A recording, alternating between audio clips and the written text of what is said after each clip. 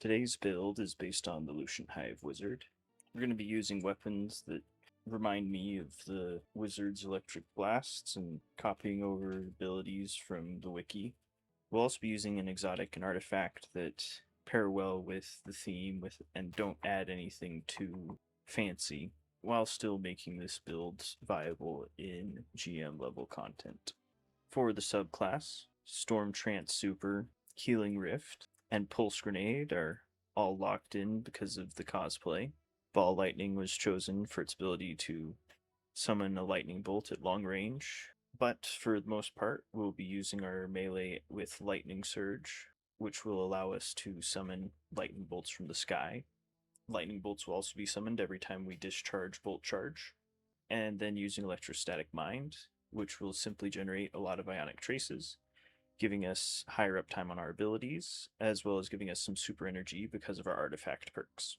For Fragments, we're using Spark of Resistance, which gives us damage resistance while surrounded, Spark of Magnitude, which buffs our Pulse Grenade, Spark of Shock, which will let our grenade jolt targets, Spark of Ions for more ionic traces, and Spark of Beacons, which will cause our arc weapon final blows to emit blinding explosions. For our artifact, we'll be using the Tablet of Ruin. Limit Break will increase the damage of our super. Defibrilating Blast will cause our Bolt Charge to heal us. Gold from Lead will give us additional heavy ammo. Flashover will increase the damage of Bolt Charge. Photonic Flare will give us some extra blinding explosions. Dielectric will generate us orbs of power and give us small healing. And Elemental Siphon is what allows our ionic traces to give us super energy, along with allowing our weapon final blows to generate more of them. For our exotic, we're using Stormdancer's Brace. This will enhance our super, as well as give us more Bolt Charge. For stats, we're running as much super as possible, followed by Grenade. After that, Melee and Class will both be useful to increase our ability uptime. I don't have an armor set bonus equipped, but I'd recommend either the Luminopotent for more ionic traces and thus more ability uptime and super energy, or the Iron Banner armor set that gives super energy for kills while the super is active. For armor mods, starting with the head, using Harmonic Siphon for orbs of power on weapon final blows, Heavy Ammo Scout to generate heavy ammo for our allies, and a super font to give us 20 more super stat, maxing us out at 200. On the arms, we'll be running 2 grenade font mods for 40 additional grenade stat, increasing the damage of our grenades, as well as firepower to give us some orbs of power on grenade final blows. On the chest piece, we're just running resistance mods based on the activity. On the legs, we're running 2 arc weapon surge mods and an elemental charge. For the class item, we're running 2 class font mods for 40 additional class stat, reducing the cooldown of our rifts, and Powerful Attraction to collect nearby orbs of power on class ability activation. For the weapons, we're using an adaptive glaive to deal with barrier champions, as well as give us some survivability. Indebted Kindness, as the arc projectiles on this remind me of the Wizard's Blast. And finally, Grand Overture, which charges up before launching off a barrage of arc projectiles. If you haven't used a glaive before, important things to note is the charged melee ability cannot be used. The quick melee attack is replaced by the glaive's own melee attack. Shooting will fire a projectile. Hits with this projectile will fill in the smiley face bar below the reticle. Aiming with the glaive will deplete the smiley face bar to grant a frontal shield, blocking damage. When the smiley face bar is depleted, aiming will no longer produce a shield. For Grand Overture, pressing the fire button will slowly charge up before beginning to launch up to 20 projectiles. Hits with these projectiles will grant missiles loaded in the bottom left-hand corner. Holding the reload button will perform a special reload, granting Volley Ready. When Volley Ready is active, pressing the fire button will launch off a barrage of missiles before immediately going into the standard projectiles. Other than that, this build is basically just ability spam. And once the super is charged up using our super, with our exotic, killing enemies while the super is active will grant stacks of ascending amplitude, which will increase the damage of our super. Fashion simple, as we're using the Lucian set from the current rewards pass. That's it for the build. I'll see you in a Grandmaster. This this video has been a long time coming. It's actually my third time recording it, and well, the only reason I joined into this Grandmaster late. They're already in the bunker. Well, let's roll with it, because yeah, I'll be honest, I mean, even though the whole reason I make these videos is for people to watch them, there's still something to me that got, like, super afraid, even just having a few hundred people watch one of my videos. And, I don't know, I hope you keep watching them. I hope people will keep proving all the parts of me that need to be proved wrong. And,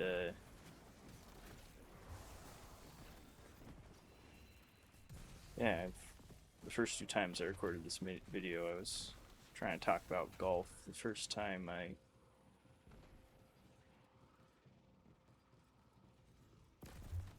messed up the audio. My mic wasn't plugged in, so it was going through the laptop and just super scratchy. And then my kind of last stuff I was talking about ended up definitely saying something that was like telling people to just give up and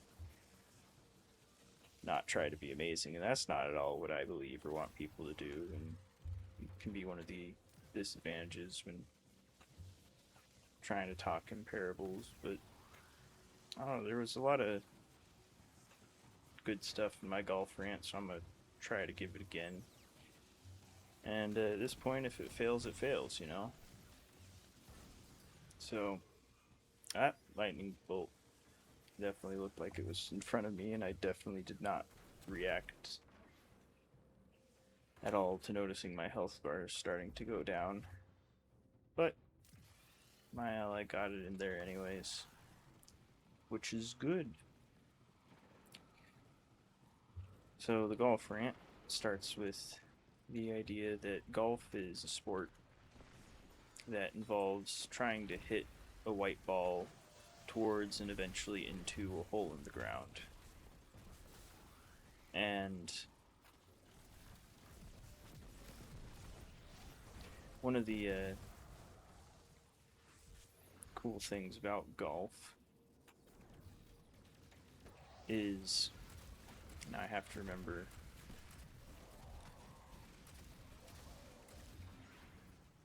yeah, so a lot of people brag about the furthest they've ever hit a ball before, and if someone's being introduced to golf, they might hear people bragging about this, bragging about, you know, their longest drives, as they call them, and, you know, thinking, oh, well, I want to, like, this is what people are talking about, well, I want to get a long drive. Then kind of the logical conclusion from that is to try to just hit the ball with the wind. And then the wind will help carry your ball further. But if you try to hit your ball with the wind, then, well, the wind is very rarely blowing towards the final hole, towards the hole, the ultimate destination that, you know, you're trying to hit the ball to. So someone seeing this happen might think, well, if hitting the ball with the wind doesn't work for completing a course in a timely manner, well, then I should probably try to do the exact opposite. I'm gonna try to hit the ball into the wind. You know, and since hitting the ball with the wind goes so poorly, hitting the ball into the wind should be, like, infinitely better. And I should see things improve, and, you know, they might start doing this and figure out very quickly that hitting the ball against the wind also kind of sucks. not only now are you hitting the ball in virtually random directions compared to the ultimate goal, but you're not even getting those long drives that people brag about all the time, especially when the wind is blowing hard. So the next idea might be to ignore the wind. That was really short, so I'm gonna jump to a second one.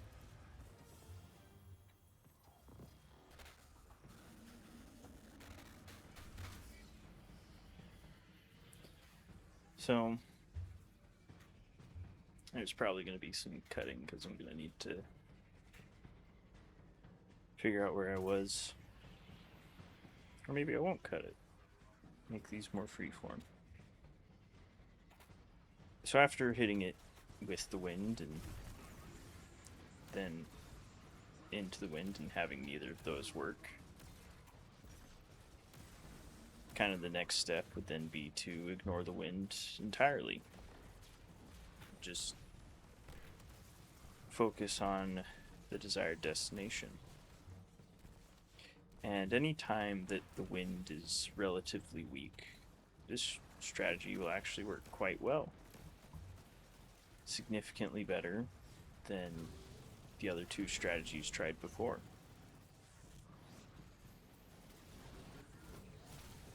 But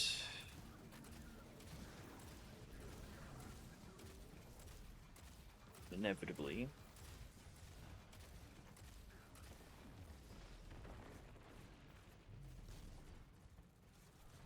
there's going to be times when the wind picks up and will take the ball way off course.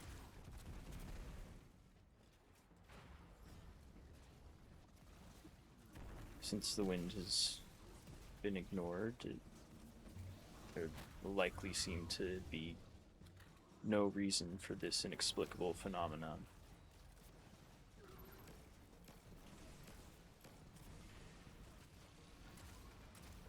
This will, of course, worsen any associated frustrations.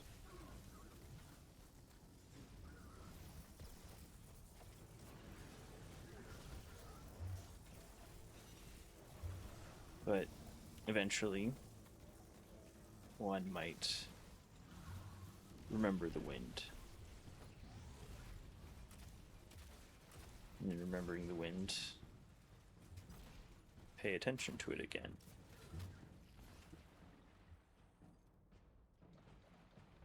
But it's very hard to kind of get exactly how much the wind should be listened to and respected right. So the golfer is likely to fluctuate between respecting the wind too much and overcorrecting, and respecting the wind too little and not adjusting enough.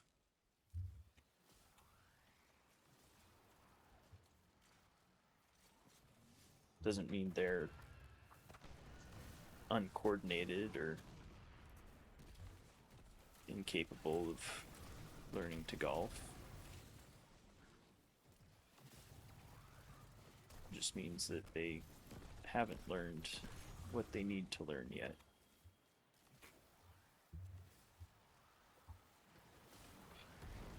Eventually, the golfer will, as long as they're working to improve, at least somewhat consciously or subconsciously,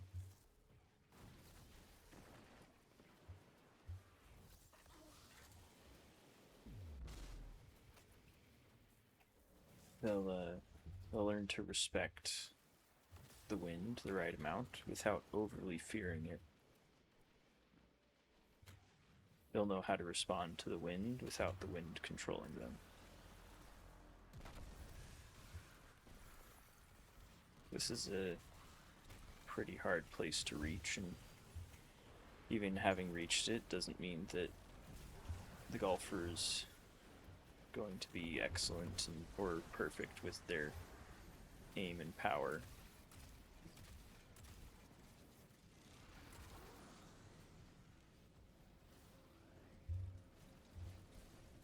So they're going to have to evaluate what routes to take through a golf course. Now,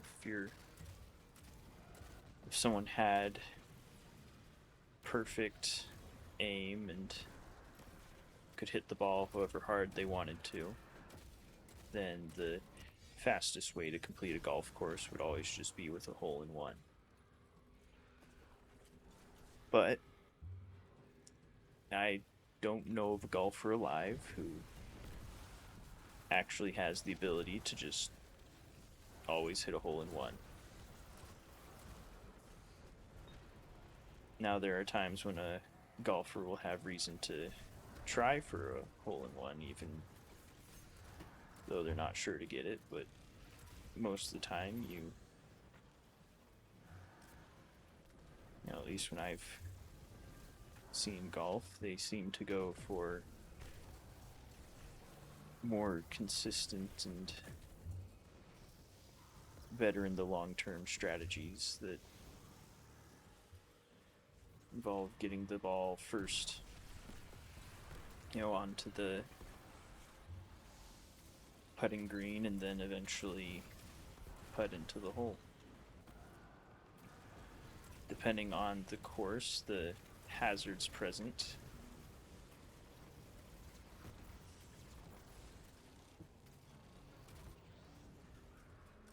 one might set themselves up for fewer or less strokes, and when they talk about the par of a course, it's how many strikes a player of some assumed skill level is expected to need to hit the ball into the hole. See, most golf courses are not straight lines where you just do a series of long drives and then across an unobstructed field and eventually hit the ball into a hole. Most of them have trees and sand pits and lakes and twists and turns and whatever else you can think of. So if you had people coming in and golfing at various skill levels, then the optimal direction for them to hit the ball at any point in the course might be vastly different.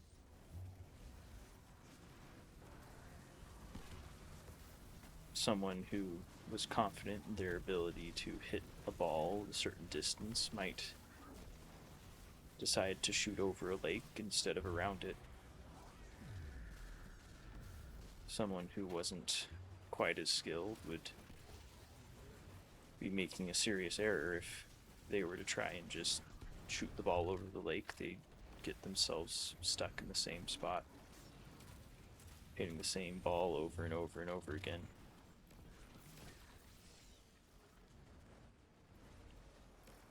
Someone unaware of said person's skill level might ask them why they're doing it that way. And, well, provided the person who's golfing is not hitting the ball just way off mark, as was discussed before, then, well, they're probably making progress. Now, if someone severely underestimated their ability to hit the ball and went around a lake, they could easily hit it over. It would be, well, essentially as weird as someone repeatedly hitting the ball into the lake.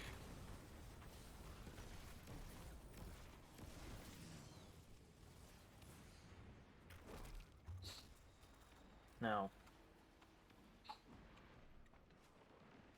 people do tend to get better over time as far as their accuracy and distance, but people can also get injured, temporarily lowering their capabilities. If one doesn't respect their injury, they can risk making the injury even worse, but even without that, they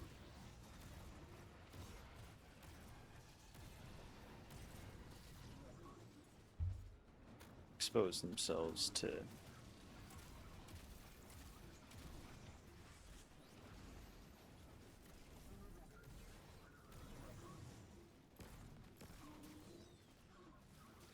using a strategy that is worse, less efficient given their current condition.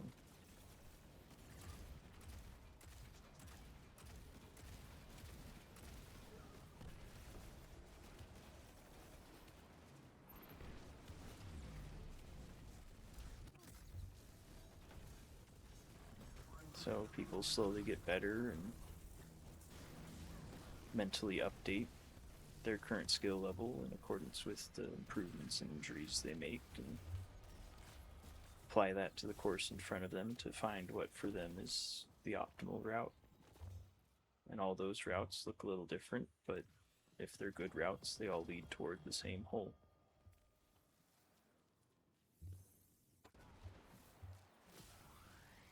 How people define that hole or the direction it's in changes from person to person.